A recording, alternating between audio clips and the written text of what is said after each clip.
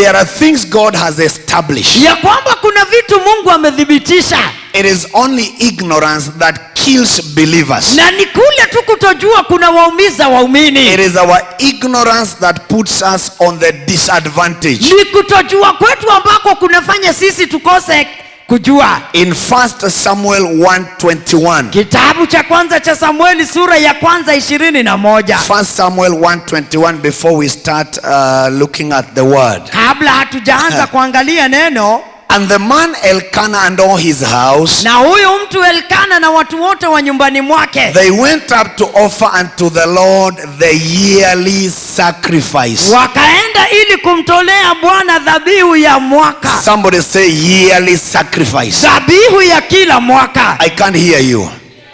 Somebody say my yearly sacrifice. Dhabihu yangu ya kila mwaka. That is what many of us are not aware of. Hilo ni jambo wengi wetu hatujui. That there is a demand that God has placed over his people. Ya kwamba Mungu ameweka hitaji juu ya watu wake. That every year you must go before the Lord with what is called your yearly sacrifice. Kwamba kila mwaka unaenda mbele za Bwana na dhabihu ya mwaka. Yearly sacrifice is a sacrifice that guarantees you the goodwill of God that year. Dhabihu ya kila mwaka inakuhakikishia wema wa Mungu juu yako huo mwaka. This man called Elkanah, huyo mtu Elkanah, every year with his family, kila mwaka yeye na nyumba yake, they went up to the house of the Lord to give unto the Lord their yearly sacrifice. Walienda wote nyumbani mwa Bwana kutoa dhabihu yao ya kila mwaka. Look at from verse number 1 and 2 and 3. Tuangalie mstari wa kwanza hadi 3.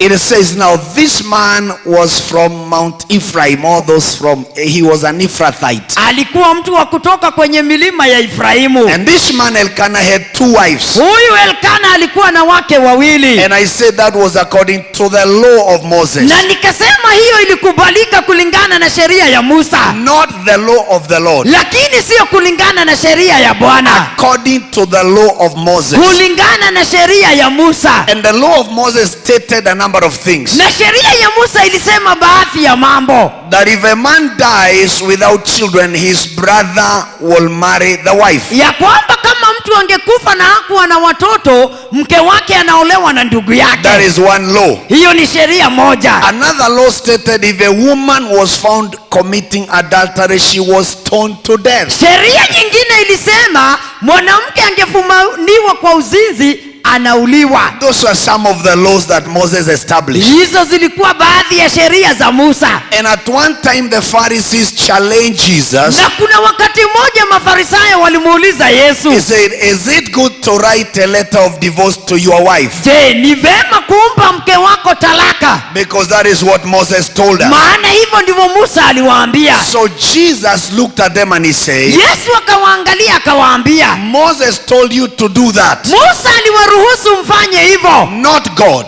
Sio Mungu. Moses allowed you that. Musa aliwaruhusu mfanye hivyo Because of the hardness of your heart. kwa sababu ya ugumu wa mioyo yenu. But it was not so in the beginning. Wala haikuwa hivyo hapo mwanzoni. So anytime you want to know the truth of anything in the Bible, kila ukataka kujua ukweli wa jambo lolote kwa Biblia, you don't look at it in the middle of the Bible. usiutafute katikati ya Biblia. Look at how it was in the beginning. Angalia ilikuwaje hapo mwanzo. Are you understanding? Amen. We cannot Hakuna vile justify our ignorance tutafanya kutojua kwetu kuwa haki by looking at Solomon kwa kuangalia mtu kama Sulemani and live under his failure, na tuishi tukitegemea kushindwa kwake, having 700 wives kuwa na wake 700 and 300 slay queens. na kuwa na mpango wa kando 300. We cannot justify that. Hatuwezi sema hiyo ni haki. The truth of the matter is you look at how it was in the beginning. Ukweli wa jambo, angalia vile ilikuwa mwanzoni. He created them, Akawaumba male and female. mwanamume na mwanamke. Even in the animal kingdom, Hata ukiangalia wanyama, God told Noah, Mungu akamwambia Nuhu, make sure that even animals enter the ark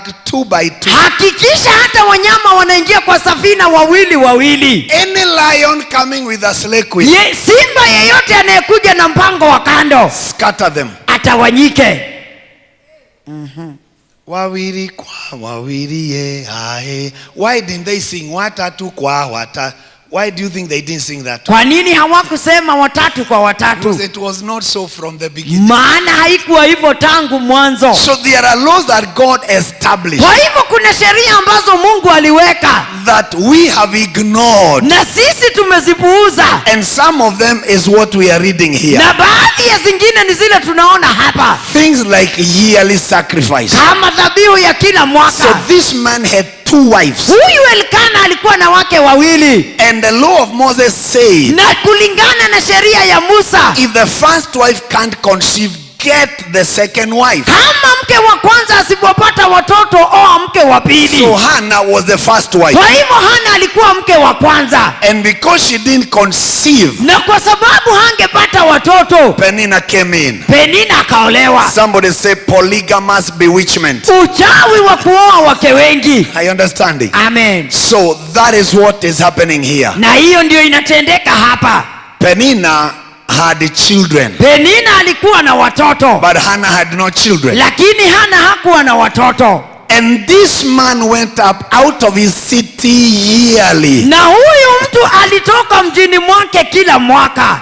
To worship and sacrifice. Ili kuabudu na kumtolea Bwana dhabihu. That was in Shiloh. Huko Shiloh. Verse number 4. Mstari wa 4. And this is what he used to do. Hivi ndivyo alikuwa akifanya. When the time was that Elkanah offered, hata siku ilipofika Elkanah alipotoa dhabihu, number 1, he would give Peninnah. Kitu cha kwanza anampa mkewe Peninnah and her sons and her daughters, each one a sacrifice for that year. Na wana na binti zake kila mtu sehemu ya dhabihu. I wish that is what parents will do before their children go to school. Wazazi wangejua kufanya hivyo kabla watoto warudi shuleni. Before you take your children back to boarding, make sure that they have their sacrifice, take it to their altar. Kabla mtoto arudi shule, hakikisha umempa dhabihu apeleke kwa madhabahu. That is what this man did every year. Hivyo ndivyo Elkanah alifanya kila mwaka. But unto Hannah he gave a double portion, a worth portion. Lakini kwa Hannah anampa sehemu maradufu. Because she was the first wife. Kwa sababu ndiye alikuwa mke wa kwanza. But the Lord had shut up her womb. Lakini Bwana alikuwa amefunga tumbo lake. This is very strange. Hii inashangaza. How would the Lord shut up the womb?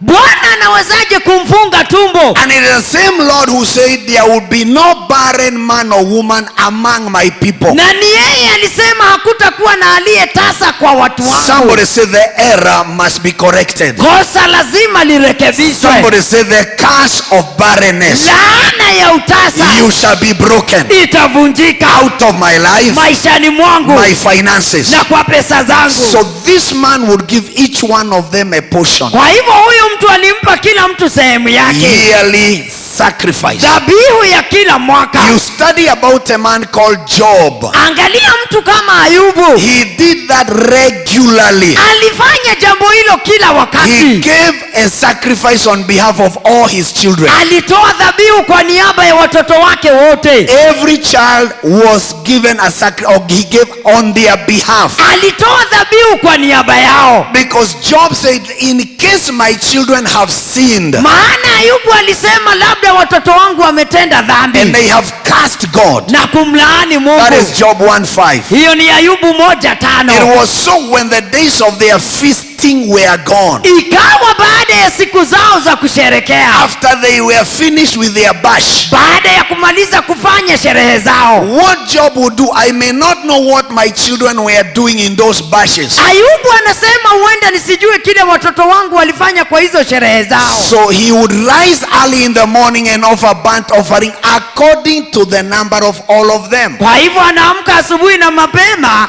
anatoa sadaka ya kuteketezwa kulingana na hesabu yao wote. Why? Because Job said, Ayubu alisema, it may be that my sons have sinned. Huenda wanangu wametenda dhambi. They have cursed God in their hearts when they are celebrating. Labda walimlaani Mungu walipokuwa katika sherehe zao. When they were in the boarding schools, I don't know what they were doing. Wakiwa shuleni sijui walifanya nini. So when they are back at home, he would give a sacrifice on their behalf.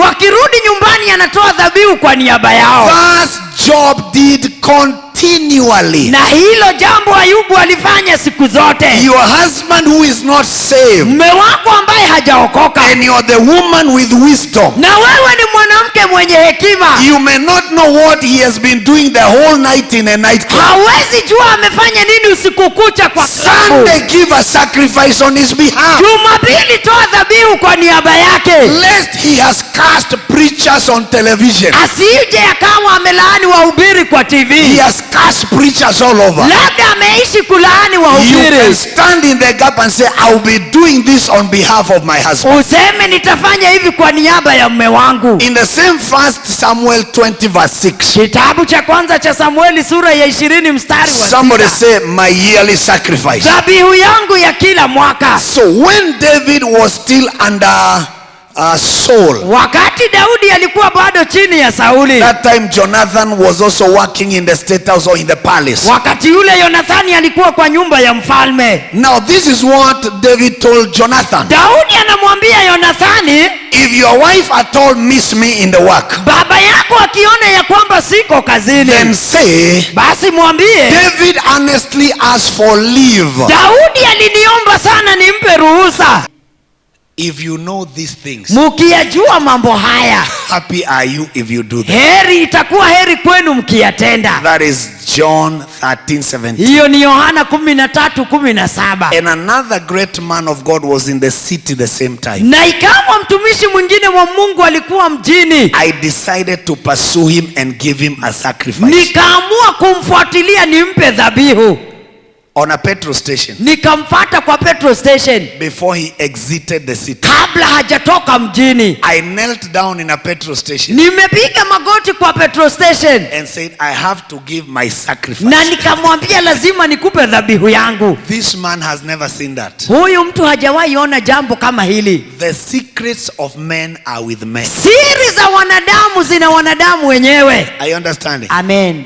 In a petrol station, people are looking what is going on. Watu wanaangalia nini inatendeka, But that one does not bother me. lakini hiyo sio shida yangu. You can argue with the methods, Unaweza bishana na njia, but you can't argue with the results. lakini hautabishana na You matokeo. can't argue with the results. Hautabishana na matokeo. So I am teaching what I practice, and I have seen the fruit. Kwa hivyo ninawafunza kile huwa ninafanya na nimeona matunda. This man is called Apostle Dr. Joe Kayo. Huyu mtumishi anaitwa Apostle Dr. Joe Kayo. He is the founder of Deliverance Church. Na yeye ndiye mwanzilishi wa kanisa la Deliverance. He is a first generation preacher. Yeye ndiye kuhani wa kizazi cha kwanza.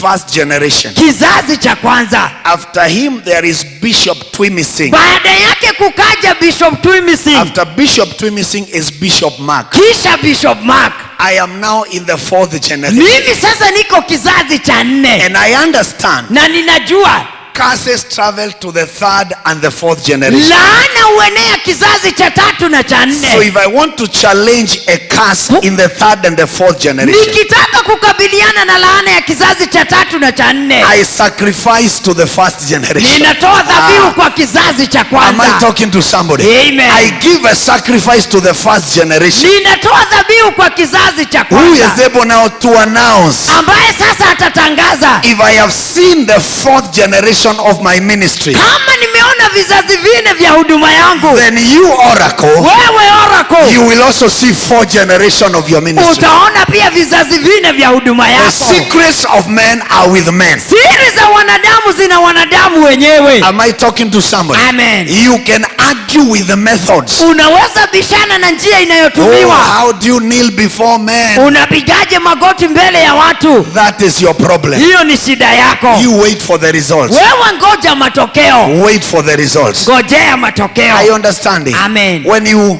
talk about honor, Tukisema heshima, when we talk about honor, tukisema we heshima, are talking about esteeming highly when you come down. tunamaanisha kuheshimu ama kutukuza And wakati uko If you chini. can forget anything, don't forget this. Ukasahau mengine yote, usisahau If hili. you will ever want to stand before greatness, Kama utawahi taka kusimama mbele ya ukuu, learn to kneel. jifunze kupiga magoti You will stand. na hakika utasimama. If you can learn to kneel, Ukajua kupiga magoti, you will stand anywhere in the world. utasimama popote duniani. Standing begins with kneeling. Kusimama inaanza na kupiga Nobody magoti. can lift you when you're standing. Hakuna mtu atakuinua ukiwa You umesimama. can only be lifted when you're kneeling. Utainuliwa tu ukiwa kwa magoti. And I pray that in this service, Naomba katika ibada hii you embrace that revelation. kumbatia ufunuo huo. May you never go down. Hautawahi anguka. I say may you never go down. Hautawahi anguka. I understand it. Amen. So I was going to give my sacrifice. Kwa hivyo nilipeleka dhabihu So yangu. that is what David is telling Jonathan. Na hivyo ndivyo Daudi anaambia He Yonathani. says, if your father miss me, Baba yako akiona siko, hey, look at this. hebu angalia. Tell him, Mwambie Oracle earnestly asked for off from all saints to take his sacrifice to his father. Oracle aliomba ruhusa all saints apeleke dhabihu kwa baba yake. Is now that clear? Amen. Now you are understanding what I mean. Sasa mmeelewa kile ninamaanisha. Ask leave of me Aliniomba nimpe ruhusa that he might run to Bethlehem, his city. aende upesi Bethlehemu mji wake. Why? Kwa nini? For there is a yearly sacrifice there for all the family. Maana iko huko dhabihu ya mwaka kwa jamaa yake yote. Everybody was going to Bethlehem. Kila mtu alikuwa anaenda Bethlehemu. Elkanah went to Shiloh. Elkanah alienda Shilo. Where do you go? Wewe uenda Who wapi? do you present your yearly sacrifice? Wewe unapelekea nani dhabihu yako ya When kila the mwaka? year is still young. Wakati bado mwaka ni mchanga. I have never missed doing that all my years. Sijawahi kosa kufanya hivyo miaka yote. Every year, Kila mwaka I know the value of a yearly sacrifice. najua thamana ya dhabihu ya mwaka. This is a very long topic. Hii ni ujumbe ambao ni mrefu But sana. how do we give yearly sacrifice? Lakini tunatoaje dhabihu ya kila mwaka? In Deuteronomy 16:17, Kumbukumbu la Torati 16:17.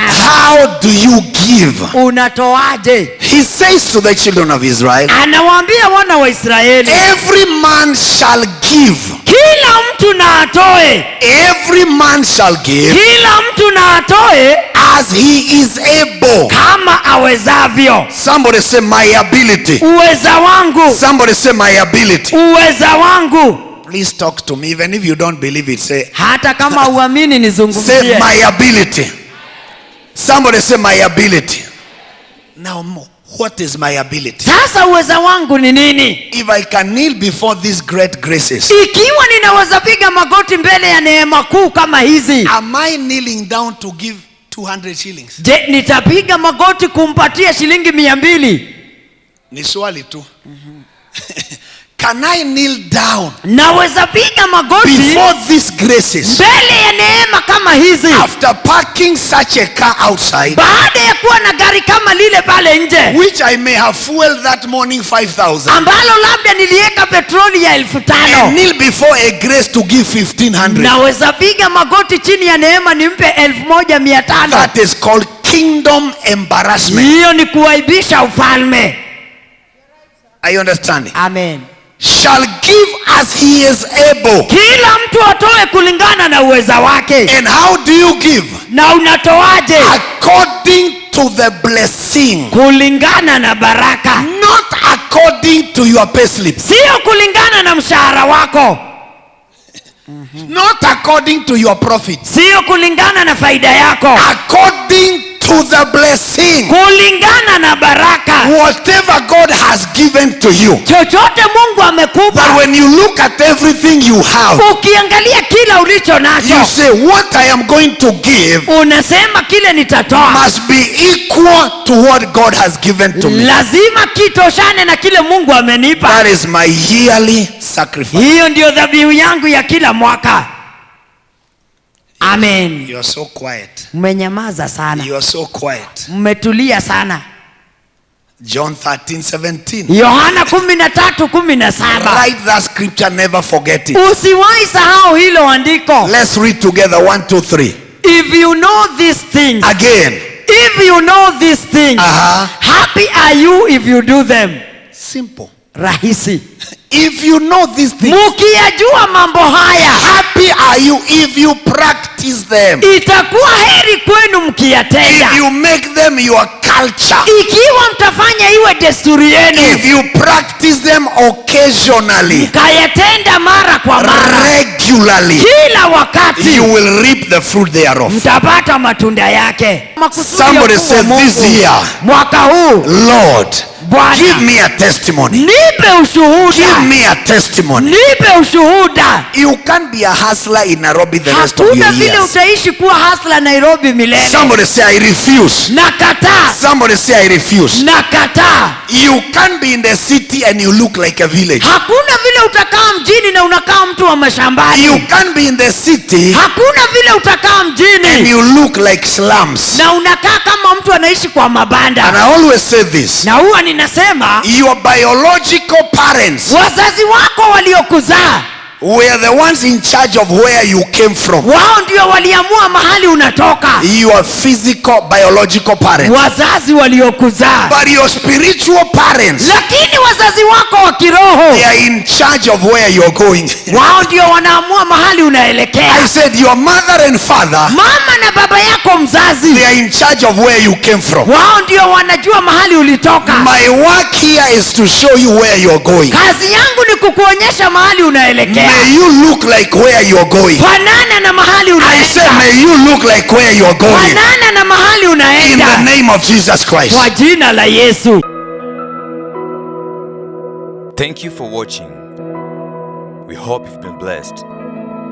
To get a copy of this whole sermon or any other on DVD, SMS or call 0710 448570. For prayers, call 0719 727272 or 0722 656906. To partner with the Oracle Television Network, SMS or call 0700 620326.